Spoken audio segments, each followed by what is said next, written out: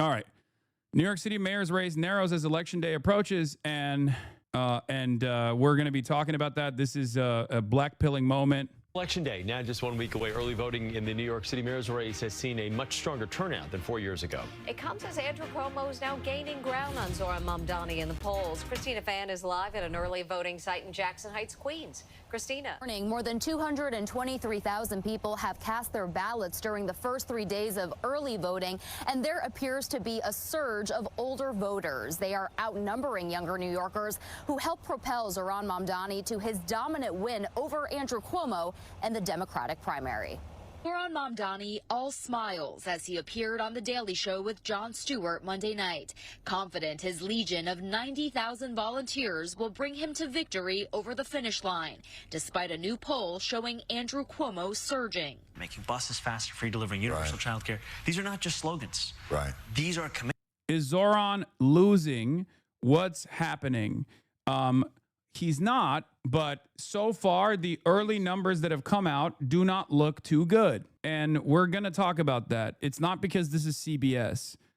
There is certainly a little bit of validity, so much so that even the Zohran campaign itself has actually used this as an opportunity to spark the light under the asses of a lot of people, okay? They also put out a press notification saying Cuomo's cut our lead in half from 20 to 10, and a lot of older people are voting in the early voting. The early voting numbers look crazy, okay? They're like 5xing previous early voting numbers, and unfortunately for Zohran, the early voting numbers off of demographics are 55-plus-year-olds that favor Cuomo over Zohran. Now, they favor Cuomo over Zohran by a small margin, okay? They favor Cuomo over Zohran in the 55-plus demographic over, like oftentimes around like 4 points. Having said that,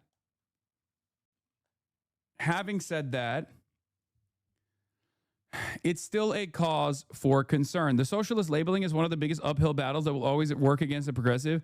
I don't think it's the socialist label. I think it's more so just straightforward racism.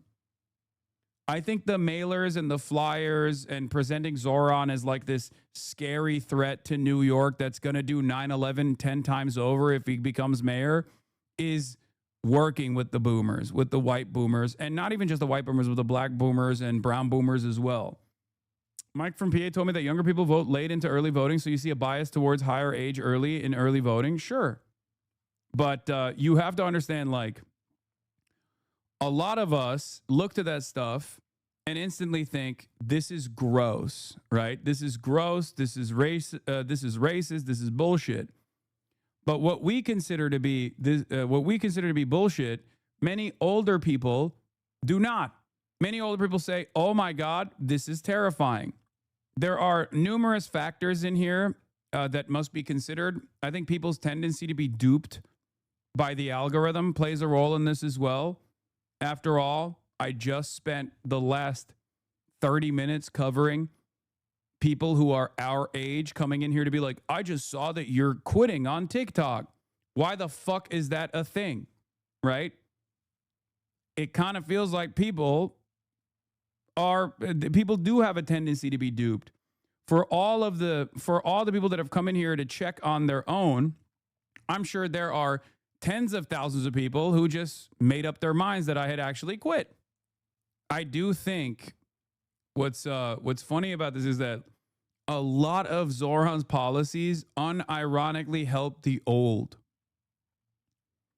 Like when you look at rent stabilized housing, like it's people that were lucky enough to get into rent stabilized housing and stayed there for many, many years. So it's like working old folk. And even then, who knows if they receive that message. Meanwhile, you know who is anti-old? Andrew fucking Cuomo. He slaughtered the old of New York during COVID. And when we deliver them here in New York City, it will be also the delivery of a politics that can actually aspire for more than what you're living through. The new Suffolk University poll has Mamdani at 44, Cuomo 34, Curtis Sliwa 11. Cuomo has been closing the gap. Mamdani had a 20-point lead in the poll back in September. I feel very good because New Yorkers, at the end of the day, they want a mayor who can do the job. But can Cuomo make up 10 points in 8 days with people already voting? Polls can change in a second, and I expect there'll be a couple, maybe one or two more that might show it's back to 20 or might show it's down to 5. So it's a pretty volatile race. But certainly this is as close as he's gotten. Early voters have been coming out in record numbers. At the end of day 3, more than 223,000 have already cast a ballot, with Brooklyn and Manhattan leading the way. We have unprecedented early turnout. Some of that obviously is because I'm running as the only Republican. So let the people determine who becomes the next mayor. And according to the latest poll, about 7% of those surveyed say they remain undecided. Reporting live from Jackson Heights, Queens, Christina Fan, CBS News, New York. Christina, thank you. It is mind-boggling to me that for boomers, I mean, if the fear-mongering coming from CBS News remains, okay, then boomers don't want any policy. They just don't want a brown guy. Okay? They just straight up are like, oh, what are the policies that this guy's offering? Fast and free buses, rent freeze for rent stabilized units in New York, universal child care, a tax on the super wealthy potentially. Okay, great. What's the other side offering? I'm not brown and Muslim. I also may or may not have raped a cop, and also am responsible for killing many of your friends. But guess what? I'm not a Mohammedan, and I don't like 9/11, whereas Zohran clearly loves it. After all, he is brown and Muslim. He is Mohammedan. My opponent, ladies and gentlemen, of the elderly, is very much a Muslim man who would like to do the Islamic Caliphate. And every boomer's like, oh my God. Oh my God. Oh my God. This is the best. This is, well, you sold me. You fucking sold me. It's just crazy because like, I don't know. It's hard not to feel discouraged. Mamdani voters overwhelmingly say they're voting for him, but a huge chunk of Cuomo voters say they're mainly voting against Mamdani. 40% of Cuomo voters are voting for Cuomo, and 40% are voting against Mamdani. Whereas for Mamdani, 80% of voters are voting for Mamdani, and only 15% are voting against Cuomo. And no, it's not because they Googled Hasan Piker 9/11 chatters. I am utterly fucking irrelevant in the grand scheme of things, okay? This is what I was trying to explain to you. Hasan Piker 9/11 is not a banger. What's a banger is constantly reminding people that Zohran is a Muslim person and consistently hitting him on the lines of, he's Muslim, he's Muslim. Remember how Muslim he is. Remember, Muslims did 9/11. Have you not seen the fucking attack ads, especially on Twitter? Everywhere you look, they just go, he's eating with his hands. He's eating rice with his hands. He's Muslim. He's scary Muslim terrorist.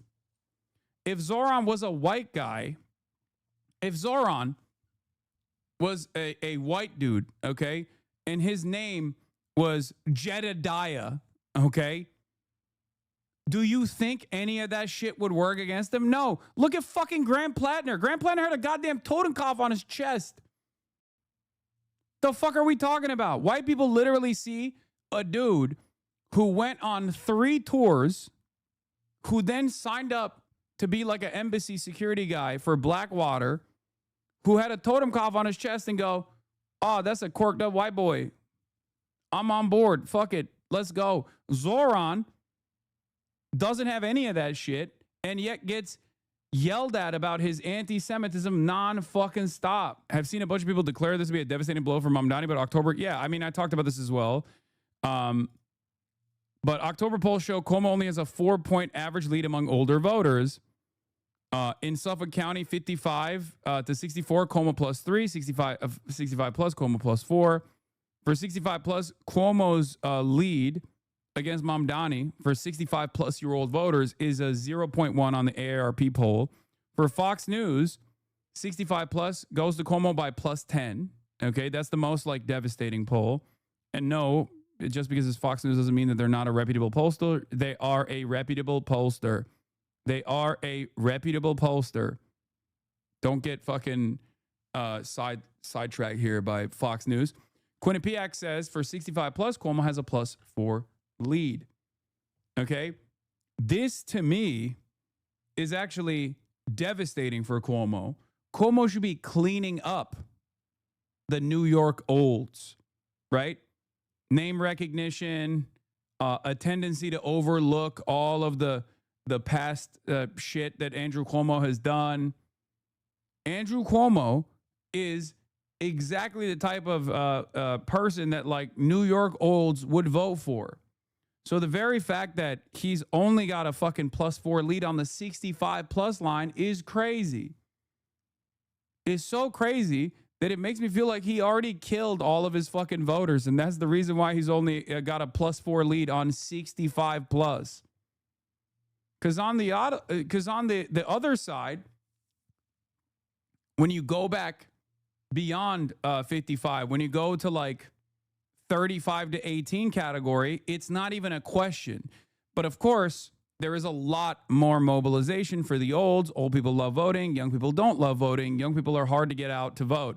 Does this mean that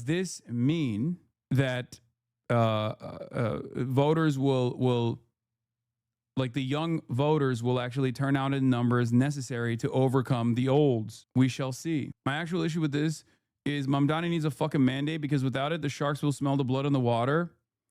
No, I mean, it's fine. It is mandate or not. Mamdani victory here is fantastic. It's phenomenal. Okay. What is this? After getting busted in a lie, his aunt wasn't even in New York City during 9/11, and who doesn't wear a hijab? Zohran now says it was a distant cousin, not his aunt, who was afraid to wear a hijab in 9/11 in New York City because of 9/11. Oops, my aunt is my cousin. Leftist talking points collapse. This is what I mean. Like, this is not a real, this is not a real story, but it doesn't fucking matter.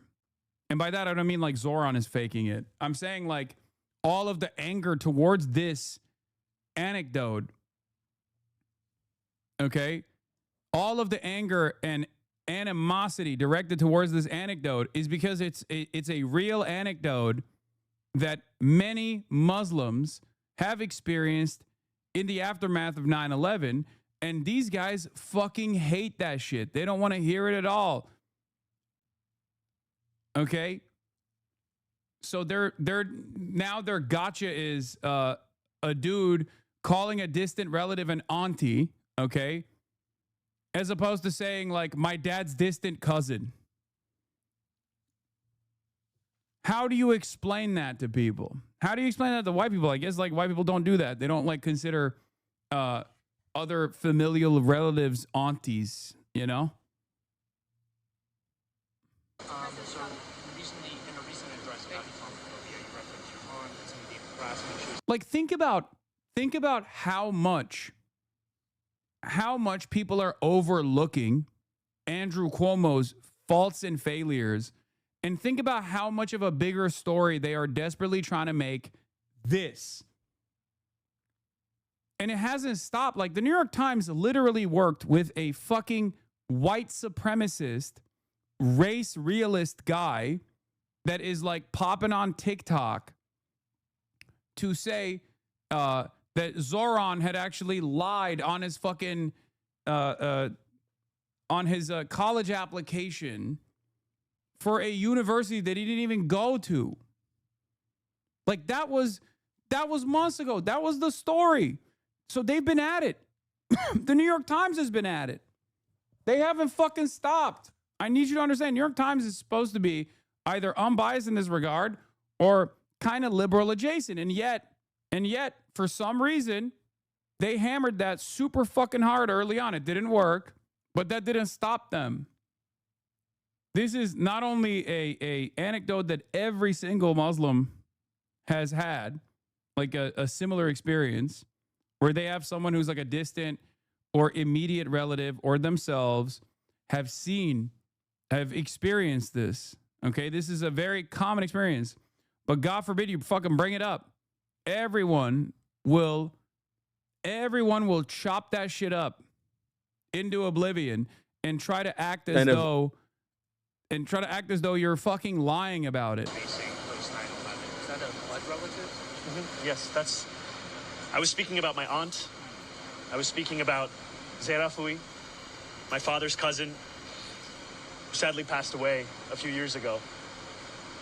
And for the takeaway from my more than 10-minute address about Islamophobia in this race and in this city to be the question of my aunt tells you everything about Andrew Cuomo and his inability to reckon with a crisis of his own. Yeah, he says my father's cousin. That's who I was referencing as an aunt. And Ted Cruz, of course, didn't even listen to it. Oops, my aunt is my cousin. Leftist talking points collapse. 44,000 likes. Do you think this is organic? I don't. Yeah, Ted Cruz actually retweeted me once, and I changed my name to Ted Cruz liked porn on 9/11. Anyway, let's just continue. Let's get to some serious stuff. So we're going to be talking about Jamaica. Hurricane Melissa officially becomes strongest storm in the world this year, made landfall in Jamaica. This morning, Hurricane Melissa on the cusp of slamming into West Jamaica. The monster Category 5, the strongest storm to ever hit the nation, bringing life-threatening winds up to 175 miles per hour, up to 40 inches of rain, and up to 13 feet of storm surge. At least 3 already killed during storm preps on the island. Sparks flying out of damaged power lines, residents hunkering down. Some American tourists trapped after all major airlines shut down, including Charleston, South Carolina resident Zykaelin Coley. It's very nerve-wracking being stranded on the island. You don't know anybody. Jonesboro, Arkansas residents Maritza Caver Blake and her husband were on the island celebrating their 10-year anniversary, now unable to get home to their 4- and 8-year-old kids. We've been praying a lot. They were expecting their parents back on Sunday. We don't want to tell them Mommy and Daddy is stuck in another country. Air Force hurricane hunters trying to fly into the eye of the storm, capturing this stunning video. The eye wall nearly vertical. That's insane. The turbulence so severe, they were forced to turn back. Now, authorities are begging everyone to stay indoors until this storm passes. All of the cleanup and rescue efforts are only going to begin once it's safe. Until then, Melissa is expected to have Jamaica in its grip for much of today. Robin? All right. South Florida residents who are stuck in Jamaica right now. And Local 10's Leah Morjon is at Miami International Airport as people were riding out the storm on the island nation. I know you've talked to a few people who say they were being, in their words, battered. Yeah, sure. And I've spoken to folks who are not only travelers who were visiting Jamaica and are now stuck there, but also a woman who's riding out the storm in her vacation home with her family. She lives there. She used to be from here in South Florida, moved to Jamaica and has lived there full time for a few years now. But she says that they're really feeling the effects. And we'll get to that in just a second. But I want to show you why some folks happen to be stuck right now. And that's because of cancellations that are coming out of Montego Bay specifically. Kingston isn't getting it as bad, according to our meteorologist. An interesting perspective on this hurricane. The I was looking at updates to tourists. see how Jamaica's doing during like the hurricanes going on down there. And to my surprise, which really I shouldn't be surprised, I seen a whole bunch of Jamaican folks just having a great time. It's a dude like right on the shore getting blasted by ocean water, talking about some bomba clot, and he's giggling his ass off. And then there's some other local folks playing. Okay, but it's still not the smart thing to do, I think. On his table while there's water up to their hips damn near. And then another shorty just shaking ass. You know what I'm saying? And I was like, that's great. and I was having a great time until I seen like American tourists That's still dangerous for the record. there. And By the way, we've seen that. Florida. That's all I'm going to say. Okay? This is just another classic example that people are people everywhere. Okay? That's all I'm going to say. Florida. Okay? You see the Jamaican locals exhibiting the exact same tendencies that the local Floridians exhibit right before a catastrophic climate change baked event takes place. It just drives home the fact that like how entitled some folks are and how ignorant people are. You know what I'm saying? Because it's like they're making like light of the situation and talk about, oh, it's a category 5. You know what I mean? Yeah, it's cool when the local people do it because they live there and that's a way for them to deal with like the fact that their islands getting flooded. You know what I mean? But like when it's these tourists that are coming in and being so disrespectful and not caring for real, it's fucking weird, bro. It really just shows that there's so many people out there that lack empathy.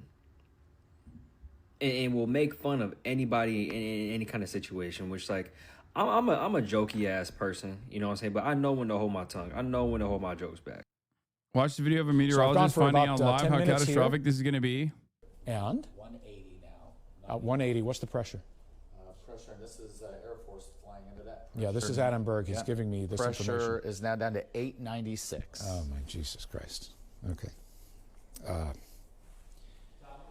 All right, I'm going to hold it together here. So 896 millibars is stronger than Hurricane Milton when it made that run last year. Remember my viral moment last year? 50 millibars in 10 hours, right? It got down to 897 millibars. Now it turns out Melissa has broken or gone past Milton's record. So there's only one hurricane.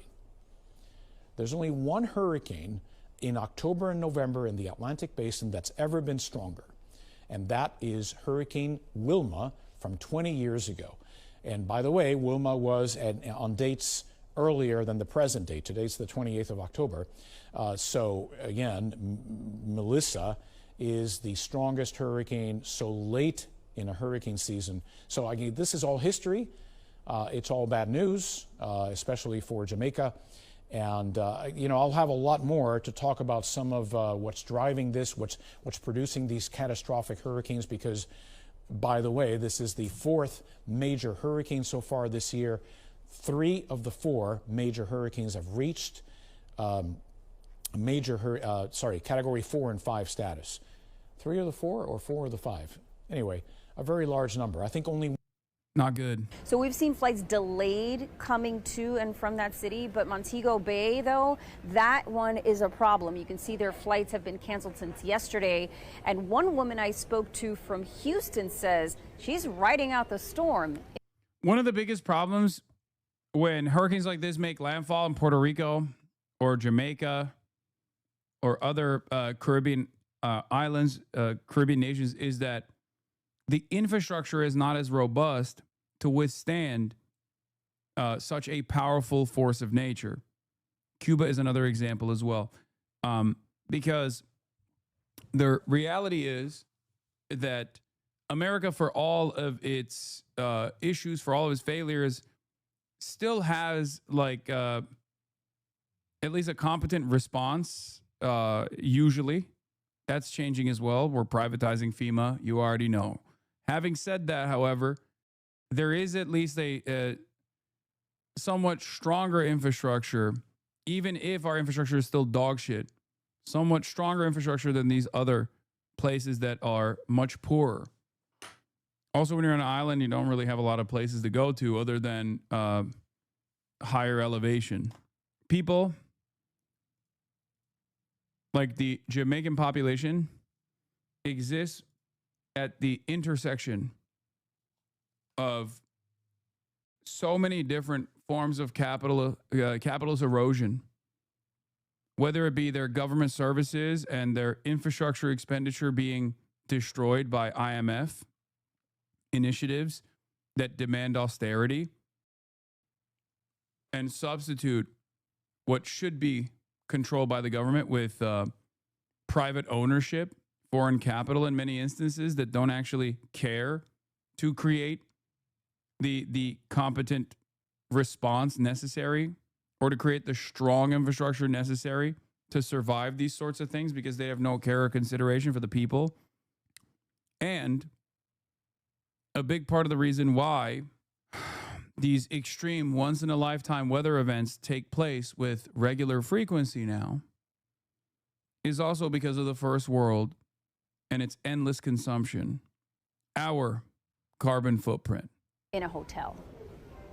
It's so disheartening because I feel like we had so much time to get out. It was supposed to be a fun girls' trip for a group of friends out of Houston. But now that flights out of Montego Bay have been canceled, they can't come home, at least not yet. It's actually getting really bad now compared to how it was earlier. Deborah Shields showing us the view from her window at the Grand Palladium Resort in Lucy, about 24 miles west of Montego Bay. Shields and her friends now experiencing Hurricane Melissa from their hotel rooms. It sounds like, you know, people when they tell ghost stories and they're like, woo, it's a lot of that. And the door sounds like somebody's trying to break through it. I don't know if you could even hear it banging. It sounds like somebody's like grabbing a handle and trying to force their way in the door, but it's really just the wind. As visitors hunker down, residents are too. Decided to leave because we were hearing storm surges, you know, close to 10 feet. And so we figured it was better to be in higher ground. Former South Florida resident Sherry Monroe lives in Freeport, Montego Bay, but evacuated with family to higher ground in Great River, Hanover. Close to where my home is in Freeport, Montego Bay. That's also where my boats are docked. So I'm most worried about my house, but also worried about my boats, and my captains are actually on the boat riding out the storm. The flapping awning behind her still holding on around 11 a.m. Eastern. By 1 p.m., she says it was gone and water was dripping from her ceiling. So I was able to check in with Sherry just a couple of minutes ago. She says things are still getting worse. Her home that she's riding out the storm in has lost some windows. She says, quote, everywhere is leaking, but she says she's also heard from friends who did ride out the storm in Montego Bay, and that some of those folks have actually lost the roofs to their homes. She says that this is extremely devastating and that she's getting emotional just thinking about how much damage this would cause. And of course, she says that there are some loved ones at this point that she can't even get a hold of. In fact, the only reason that she's able to communicate with us is because she's got a generator and one of those Starlink satellites. Reporting live at MIA, Leanne Morejon.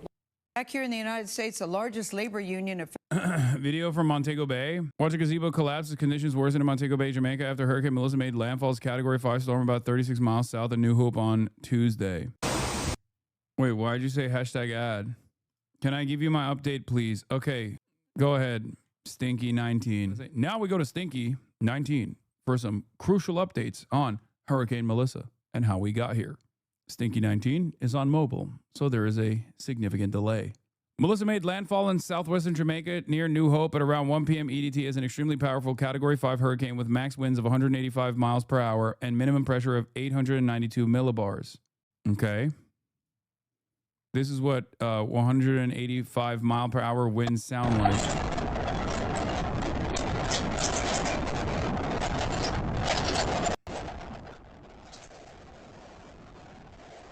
And what it looks like.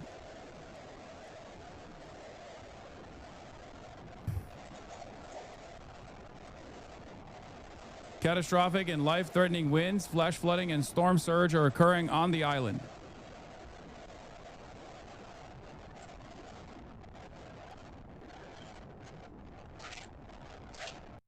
Audio files just exploded. As of 6 p.m. EDT, Melissa is a Cat 4 with a maximum wind speed of 145 miles per hour with a minimum pressure of 921 millibars. It is weakened because it is now over land and no longer being fueled by water. Melissa is 10 miles east of Montego Bay, Jamaica, and is moving across the island at 8 miles per hour. 7 p.m. update incoming. We'll update when I have it. Thank you. Looks like the very rough ride was confirmed. Plane had to leave early. They reported SVR turb and a sawtooth eye. Looks like they moved 600, 700 feet up and down during the stretch in 1 minute, but they captured some historic data, including a 893 millibar center drop. Mission for the ages. I showed the video from where the landfall happened. And now back to American devastation brought about by our congressional leaders and their lack of interest in funding healthcare. For those of you who don't know, wait, oh, is there more? Oh shit, sorry, I didn't realize Stinky had more. As of 10 a.m. this morning, Stinky always has more. As of 10 a.m. this morning, Melissa has beaten Hurricane Milton last year in Miami in both wind speed and minimum pressure. Milton's max wind speed was 180 miles. This is and his minimum pressure was 895 miles. Melissa is tied for third place with the 1935 Labor Day hurricane for the strongest hurricanes on record by pressure. Only 7 Atlantic hurricanes have had a minimum pressure that has reached below 900 millibars. On Sunday and Monday, Melissa was stalled 100 to 140 miles off the coast of Kingston, Jamaica, moving forward at around 3 to 5 miles. This was very unusual. Hurricanes usually move at around 10 to 15. Because of the way Melissa just stalled off the coast, Jamaica has been receiving massive amounts of rain and strong winds for the past 2 days before the storm even made landfall. Yesterday, one of the Hurricane Hunter aircrafts had to leave the storm early because of the conditions within the storm. Literally the first time I've ever heard of this. These aircrafts are literally made to withstand these conditions. Yeah, repost, sorry. No, it's fine. Yeah, we just covered that. Partially because, yeah, it's man-made, brother, is what people will say, I suspect. But all right, let's get to millions of Americans prepare to lose SNAP benefits as shutdown continues. People are scared. Federal employees is breaking with Democrats and pushing for an immediate deal everybody say to end everybody say thank you, Stinky. this government shutdown. Thousands of federal workers will not get their scheduled paychecks this week. The shutdown now may have an even bigger impact starting this Saturday. Caitlin Huey-Burns has that part of the story. Aaron Annis is one of more than 40 million Americans who rely on federal food assistance. We're just people that just need to eat and have some security in our lives. That's what it's about. But due to the government shutdown, that help may soon run out. The USDA has declared that there will be no benefits issued beginning this Saturday, November 1st. For Annis, it's a daunting deadline. The Pennsylvania native never thought she'd need SNAP benefits, but 3 bouts of cancer and a double knee replacement left her unable to work. Having those resources, what does it mean for your life? Everything. It means everything to me. What exactly do you think you're going to need to do? I'll have to ask my children to help me. And what is... That's an awful feeling. How so? For them to have to help me. Even in... It's a little tough to think about sometimes. She'll also turn to her local food pantry. Shyla Ulrich is CEO of the Central Pennsylvania Food Bank and is expecting demand to increase. People are scared. It's a moment where people don't know and understand what's about to happen, whether or not they'll get those benefits should the government open back up or when. And while lawmakers continue to point fingers, the best way for SNAP benefits to be paid on time is for the Democrats to end their shutdown. They shut the government down, then they left town, and now they're nowhere to be found. Anna says she just wants politicians to talk to each other and find a solution. This should not be a political issue. This should be a human privilege to be fed. Now, the USDA announced that it cannot legally tap into a contingency fund to help pay. Bullshit. That's bullshit. The notion that the USDA cannot legally tap into its contingency fund is a legal hurdle that the Trump administration itself put on the contingency fund. It's a fucking contingency fund. What are you talking about? That's literally why it fucking exists. States are now going to sue the federal government, by the way, to ensure that this doesn't happen. Or SNAP benefits, saying that that's reserved for natural disasters. But there is a Republican proposal here in the Senate to pay for those benefits. But Nate, it's unclear whether or when that would get a vote. Yeah, and we will stay tuned. Caitlin, thank you.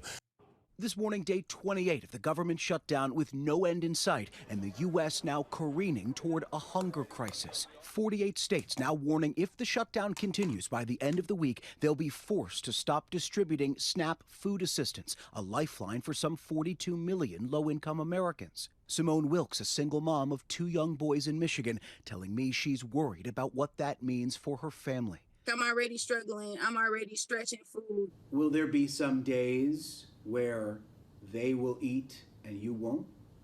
Yes, it already has started. It already has started. It has been days where the kids will eat and I'll just survive off water. Food banks across the country now seeing a surge of demand.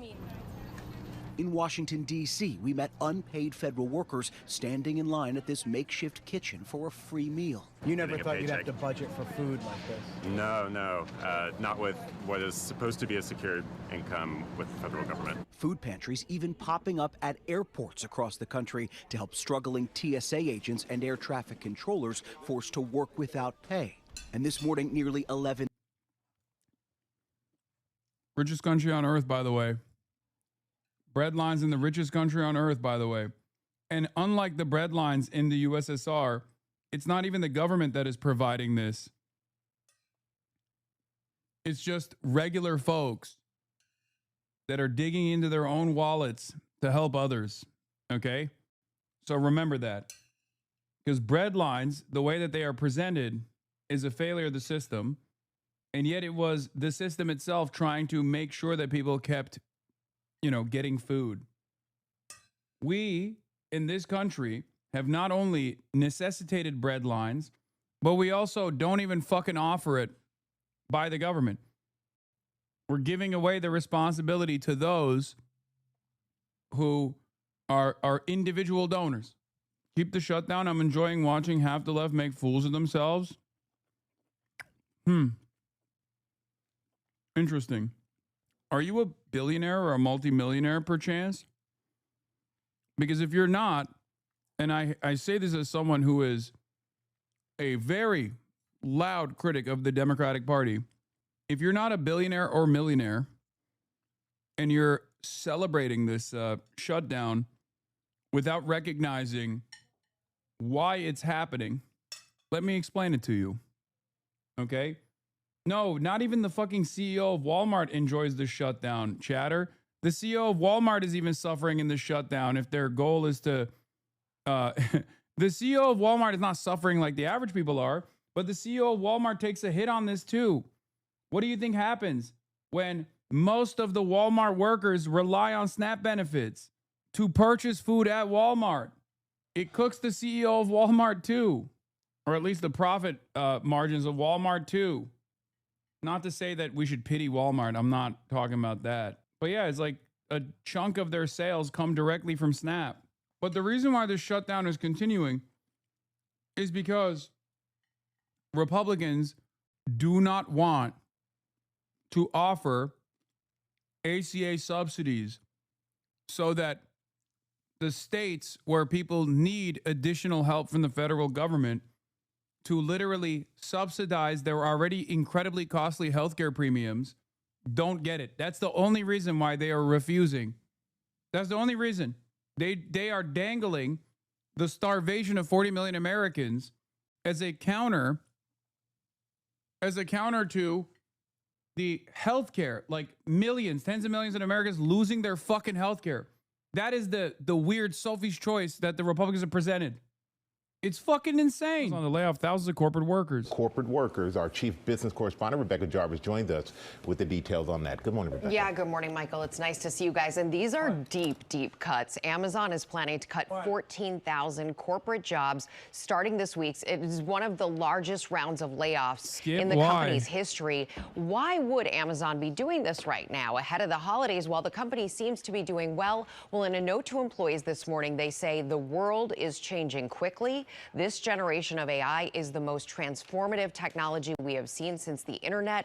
And that's really echoing what CEO Andy Jassy started signaling this summer when he said generative AI could mean fewer workers. And Amazon isn't alone here, making these changes in the midst of a major AI transformation. Target announced last week that it will be eliminating about 1,800 roles. Other tech giants like Microsoft, Meta, Google and Intel have also made cuts this year. And this is important to follow because tech companies are a bellwether for the broader economy. They can be. And right now, hiring is slowing for the first time since the pandemic. There are more unemployed workers than jobs available, although overall unemployment is still historically low at 4.3%. And we've been talking about this AI transformation that we are seeing right now. Some have likened it to the Industrial Revolution, but the Industrial Revolution took place over many, many years. This is going so fast. So while AI will create jobs, they might be created slower than some of this job destruction we're seeing, and it's really something to follow. Insane. President Trump is in Japan this morning as part of a high-stakes trip to Asia. He met with that country's new prime minister, who had plenty of praise for Donald Trump, and Donald Trump, plenty of praise for her. It was mutual, but they did not announce any new trade deals. The two leaders also appeared at one point before U.S. troops at a naval base, all of this happening against a backdrop So they're just firing their own workers, giving it to the AI, and then hiring people to fix the mistakes of the AI? Yes. of military and trade tensions with China. Nancy Cordes has a new stamp in her passport. She's in Tokyo for us. Nancy, good morning. Good morning, Tony. Yeah, and a lot of what the president is doing here in Japan is designed to project strength in advance of his meeting with China's president later this week. And so he announced that Japan would be receiving a new shipment of missiles for F-35s within the week, and he touted new economic partnerships with Japan, too. In her diplomatic debut as prime minister, Sanae Takaichi heaped praise on President Trump and vowed to make new investments in the U.S. By the time they toured a U.S. aircraft carrier south of Tokyo, the two were fast friends. The first female prime minister in the history of Japan. Woke. He's so woke. He's woke. He's woke as hell. The first female. Yeah, Japan will buy the F-35s. They will get more missiles. They must build their military. Japan's new Minister of Finance may have read Noah Smith's Weeb economy book. She tweeted an endorsement of it back in April when he was visiting Tokyo and met her. Oh no, providing advice about the tariff situation. Oh no. Oh, Japan has fallen. Japan has fallen. It was already fallen, but it's going to fall even further. That's right. Madam Prime Minister. They signed an agreement to work together to extract critical rare earth minerals, key components in everything from cars to fighter jets. We are an ally at the strongest level. It's the third such agreement Trump has signed since China threatened to restrict access to its own rare earths. And China processes more than 90% of the world's supply.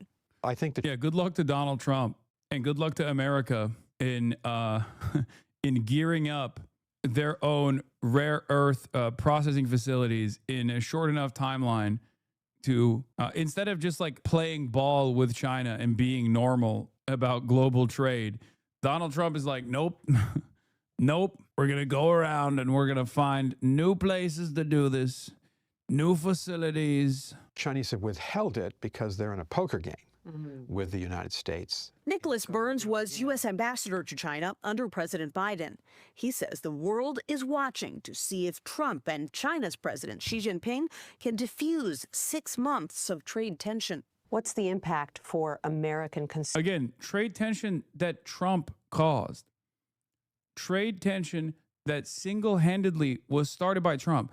We are so many news cycles removed from this, and it's just like, we have to remember, he broke this, okay? He broke this single-handedly, okay? Trump did this. I hope people don't forget that Trump did this. He is the one who did this, okay? He did it. And it makes no sense for him to do so, and there is no alternative, especially at the domestic front. And instead, he's relying on a sequence of other vassal states in the region, some of which are very close in trade relations with China. Okay, that's also something to remember here. Like very close in both proximity and trade relations to China, to decouple everyone around China and America from China, the manufacturing hub of the planet, and also our most consequential trade partner, like 30%. of all of our manufacturing comes from China. And Donald Trump doesn't want that to happen anymore because he wants to go to war with China. But it's pretty funny that like this patchwork of rare earth mineral extraction and processing only is happening because he is trying to posture against China and decided to fuck the board up. Our own design on global trade.